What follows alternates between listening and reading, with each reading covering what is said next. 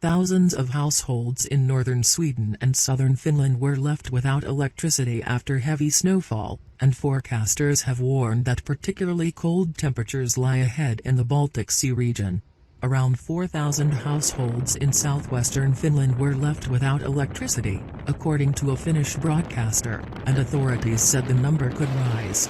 In Sweden, an electricity supplier said about 3,000 homes were affected and added that power outages could last longer than usual as sending repair workers could be too risky.